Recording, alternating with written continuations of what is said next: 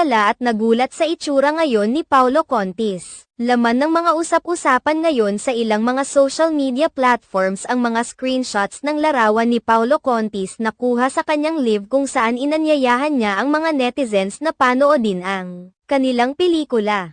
Nagpasalamat din si Paulo Contis sa lahat ng mga sumusuporta sa kanilang pelikula dahilan para manguna umano sila sa Netflix Philippines. Subalit, ang nakakuha sa atensyon ng mga netizens ay ang pagbabago sa hitsura ngayon ni Paulo Contis na malayong malayo noong napabilang ito sa noontime show ng Tape Incorporated na Eat Bulaga. Kalaunan ay naging tahanan ng pinakamasaya. Marami sa mga netizens ang tila nababahala ngayon sa hitsura ni Paulo Contis dahil tila tumanda umano ang aktor ng ilang taon gayong higit isang buwan pa lamang nang mapatigil sa pag-ere ang pinangungunahan nitong noontime show ng Tape Inc. sa GMA7.